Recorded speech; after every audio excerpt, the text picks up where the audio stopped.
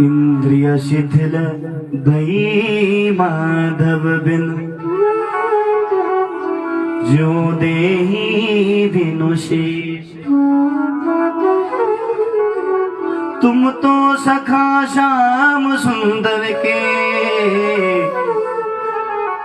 सकल योग के ईश। उद्धव तुम कहते ना हम ब्रह्म का ध्यान करें, लेकिन ऊधो मन ना रहे 10-20। एक हत्यो सो गयो श्याम संग को आराधीश। देखो एक मन है हमारे पास, वो हमने अपने कन्हैया को दे दिया, तो किस मन से तुम्हारे ब्रह्म का ध्यान करें हम? यदि तो 2-4 मन हो तब तो तुम्हारे ब्रह्म का ध्यान करें ना। अपना मन हमने कन्हैया को दे दिया, अब किस मन से तुम्हारे ब्रह्म का ध्यान करें?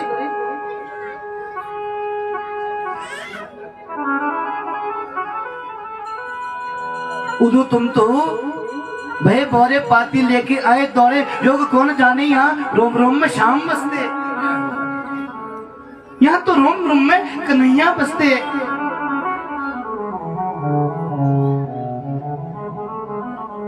कृष्ण तन कृष्ण मन कृष्ण ही हमारो धन,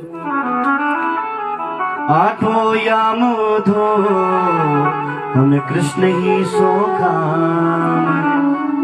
हम बिना कन्हैया के किसी और को याद कर भी नहीं सकती, उसका ध्यान कर भी नहीं सकती। और अब तो यही गोपियां कहने लगी मेरी सुनो मेरी सुनो मेरी सुनो मेरी सुनो। और इन गोपियों की नेत्रों से अश्रुधार बह रही है। वो अश्रुधार एक सरोवर के रूप में परिणित होगी। और इसमें उद्धव जी ने ऐसा गोता लगाया, वास कति जिन्न मास, कई मास बीत गए। उद्धव जी को होश आया, चरणों में गिर गए उद्धव जी, चरणों में गिर गए। गोपियों तुम धन्य हो। ये गोपियां कहती है उद्धव जी,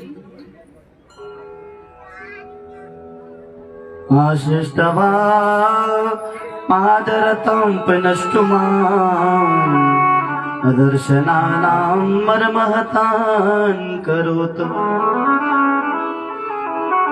यथा तथा वा विदधातु लम्पटो प्राणनाथस्तु स एव न पर।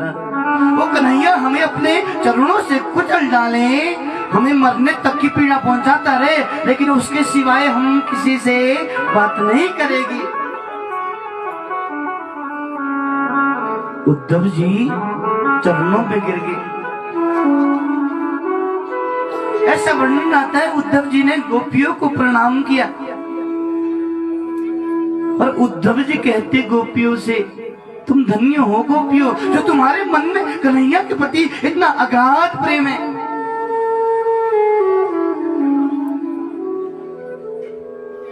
उद्धव जी कहते, आसाम हो चरण रेणु जो श्याम हम श्याम, वृंदावने किमपि गुलमलतो सधीना, या दुस्तजं स्वजनमार्य पथं च हित्वा भेजुर्मुकुन्द पदवीं श्रुतिभिर्मृग्या। उद्धव जी कहते हैं, यदि मेरा जन्म हो तो मेरा जन्म हमेशा व्रज में हो। कोई पत्ता बन जाऊं मैं, कोई पेड़ बन जाऊं, तो व्रज का बनूं मैं,